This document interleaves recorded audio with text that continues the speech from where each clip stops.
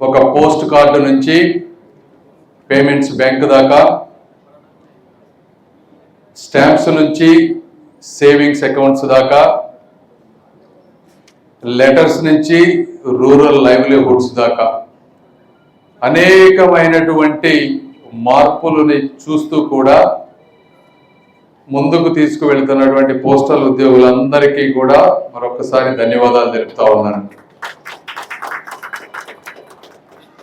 ఈ రోజున ప్రతి గ్రామంలో కూడా సెంట్రల్ గవర్నమెంట్కి సంబంధించినటువంటి పథకాలు ఏమైనా ఉన్నాయంటే అది కేవలం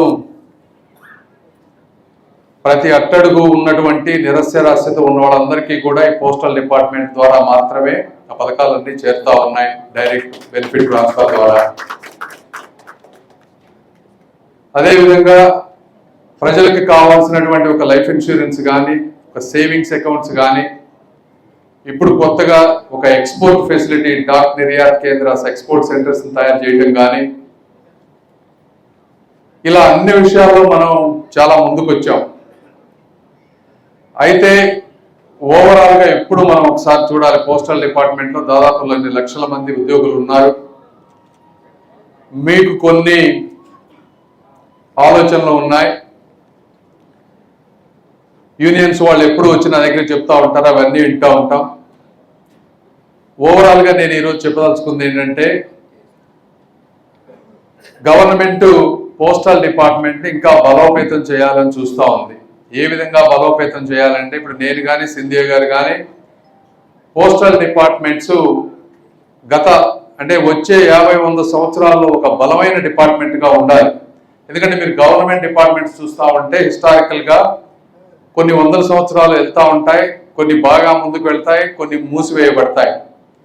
ఎయిర్ ఇండియా చూసుకుంటే ఎయిర్ ఇండియాని కంప్లీట్గా మూసేశారు.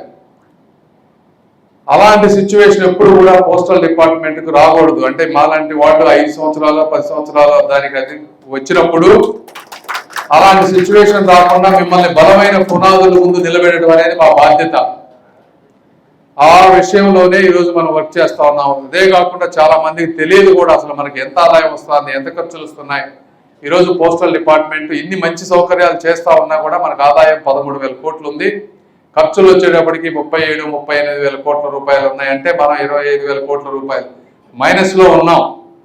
ఇందులో ఎక్కువ భాగం శాలరీస్ వీటన్నిటికీ వెళ్తా ఉన్నాయి.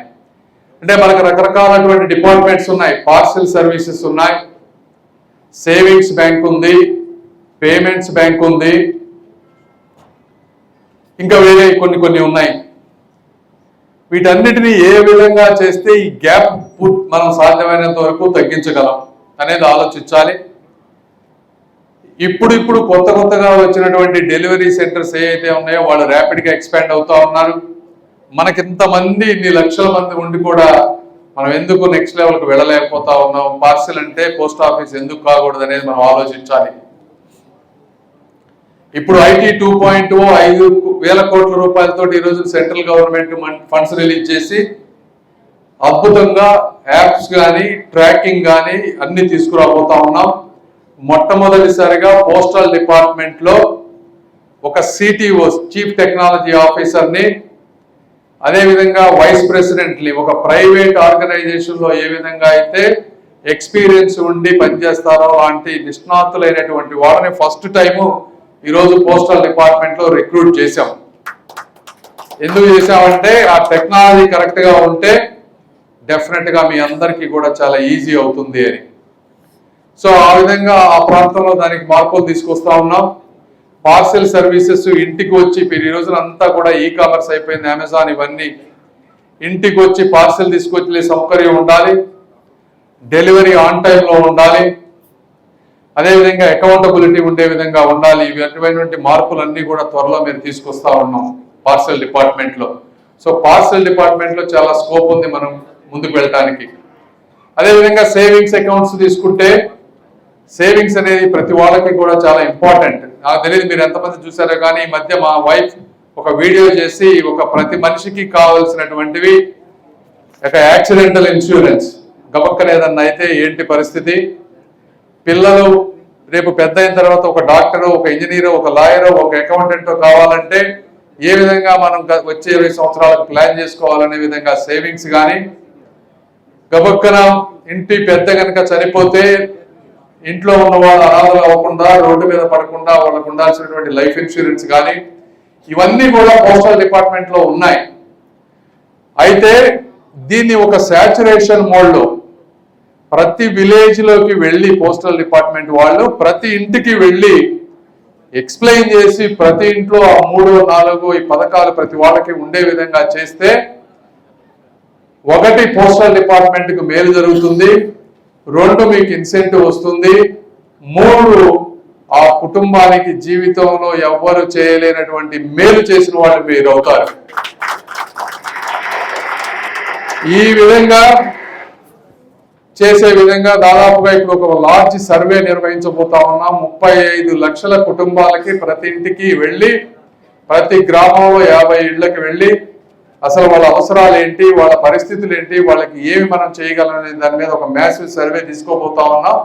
ఆ సర్వే వచ్చిన రిజల్ట్స్ ను బట్టి ప్రతి పోస్టల్ ఉద్యోగి కూడా సేవింగ్స్ అకౌంట్స్ ని ప్రతి గ్రామం, అంటే మీరు సుకన్య సమృద్ధి యోజన తీసుకున్నారనుకోండి, అవి మహిళా సమ్మాన్ నిధి, ఇవి 2 కూడా ఈ రోజు అత్యంత హైయెస్ట్ ఇంట్రెస్ట్ ఇచ్చేటువంటి స్కీమ్స్. 7.58% ఇంట్రెస్ట్ ఎక్కడ రావు మీకు బ్యాంక్ అకౌంట్ లో పిల్లలకి. ఇవన్నీ కూడా ప్రతి ఒక్కళ్ళకి చెప్పి చేయాల్సినటువంటి బాధ్యత మనకు ఒకటి ఉంది. అదేవిధంగా పేమెంట్స్ బ్యాంక్ తీసుకుంటే, పేమెంట్స్ బ్యాంక్ అంటే కేవలం డీబీటీ ద్వారా వచ్చే డబ్బులే కాదు, ప్రతి వ్యక్తికి రూరల్ ప్రాంతంలో ఉన్న వాళ్ళు ఎలక్ట్రిసిటీ బిల్లు ఏ బిల్లులైనా కూడా దాని నుంచి పే చేసుకునేటట్టు ఉండాలి. మన డబ్బు ఒక దాని నుంచి ఇంకో దానికి ట్రాన్స్ఫర్ చేసుకునే విధంగా ఉండాలి.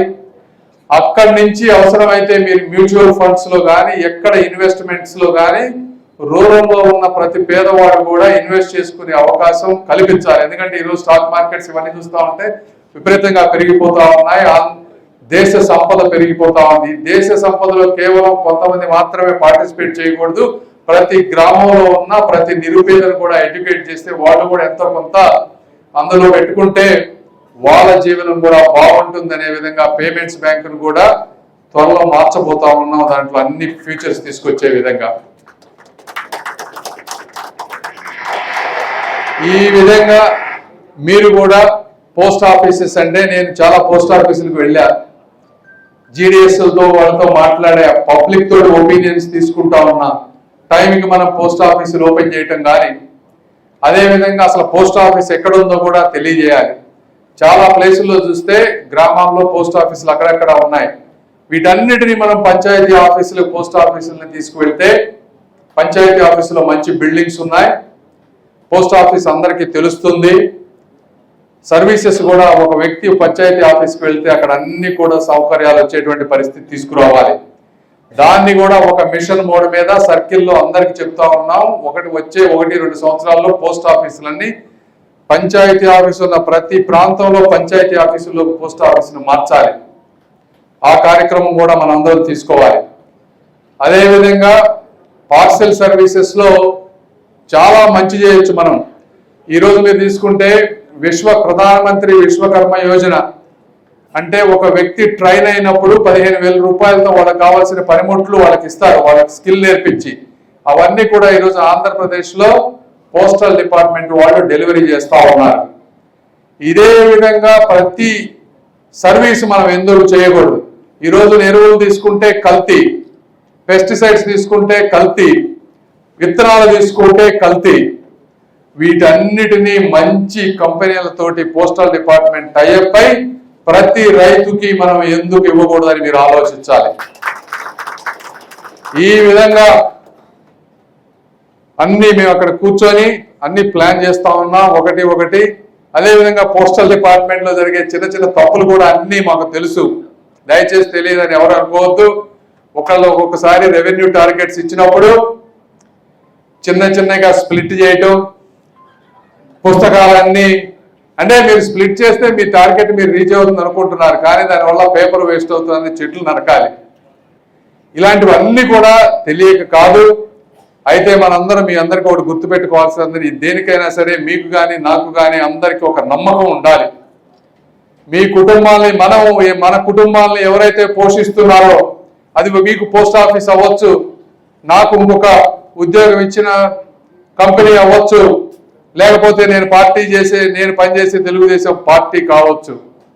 ప్రతి ఒక్కళ్ళు కూడా వారి జీవనాధారానికి ఇచ్చేదానికి ఒక నిబద్ధతతో పని చేయాల్సిన అవసరం ఉంది.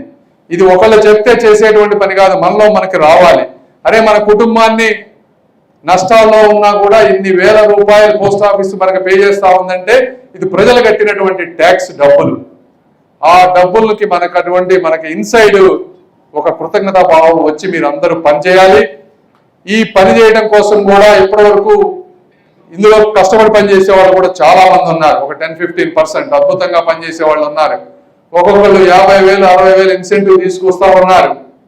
వాళ్ళందరినీ కూడా ఈ రోజున గుర్తుపెట్టుకోవాలి, ప్రభుత్వం గుర్తుపెట్టు. అందుకని మొట్టమొదటిసారిగా అన్ని రివ్యూ చేసి టాప్ 5% ఎవరైతే GDS వ్యక్తులు అద్భుతంగా పనిచేస్తారో 4 రీజన్లుగా ఈస్ట్, వెస్ట్, నార్త్, సౌత్ గా డివైడ్ చేసి ప్రతి 3 నెలలకి ఒక పండగ లాంటి వాతావరణం క్రియేట్ చేసి వాళ్ళందరినీ సెలబ్రేట్ చేయబోతా ఉన్నాం. ఈ కార్యక్రమం కూడా మీ త్వరలో జరగబోతా ఉంది. ఇవన్నీ ఎందుకు చెప్తున్నారంటే మంచిని ప్రోత్సహించాలి, మంచి వాళ్ళకు గుర్తింపు రావాలి. అదేవిధంగా చిన్న చిన్న తప్పులు ఎక్కడైతే ఉన్నాయో అవన్నీ కూడా సరిదిద్దాల్సిన అవసరం ఉంది. కంటిన్యూస్ గా రివ్యూ చేస్తా ఉన్నాం. నేను వచ్చి 8-9 నెలలైంది. నాకు వ్యవస్థలన్నీ అర్థమయ్యి రాజకీయాలు తెలుసుకొని అన్ని తెలిసేటప్పటికి 4-3 నెలలు టైం పట్టింది. ఇప్పుడు స్పష్టమైన అవగాహన వస్తుంది. దయచేసి మీరందరూ కూడా సహకరించండి. మీరందరూ సహకరిస్తే మీ డిపార్ట్మెంట్ ని ఒక అద్భుతమైన డిపార్ట్మెంట్ గా తీర్చిదిద్దటంలో నేను సింధియా గారు పాత్ర పోషిస్తామని, మీకు ఎప్పుడు ఫ్యూచర్ లో కూడా మీ బాధ వింటాం, మిమ్మల్ని ఇంకా కూడా ముందుకు తీసుకువెళ్లే విధంగా మేము వర్క్ చేస్తామని తెలియజేసుకుంటూ ఈ కార్యక్రమానికి విచ్చేసిన మీ అందరికీ కూడా మరొకసారి ధన్యవాదాలు తెలుపుతా ఉన్నాను. ముఖ్యంగా ఆంధ్రప్రదేశ్ సర్కిల్ వాళ్ళు ఉన్నారు కాబట్టి మీరందరూ నేను ఎక్కడికి పోయినా చిన్న తప్పు చేయకుండా తెలుగు వాడు తలెత్తుకునే విధంగా పనిచేస్తా. అమెరికాలో అయినా, ఢిల్లీలో అయినా, ఇంకెక్కడైనా కూడా ఎవరు చూసినా ఎవరు చూడకపోయినా అదే విధంగా ఆంధ్రప్రదేశ్ పోస్టల్ ఉద్యోగులందరూ కూడా భారతదేశంలో తలెత్తుకునే విధంగా మీరు పనిచేస్తారని ఆశిస్తూ అందరికీ సెలవు తీసుకుంటున్నాను. కృతజ్ఞతలు తెలుపుకుంటున్నాను. Thank you.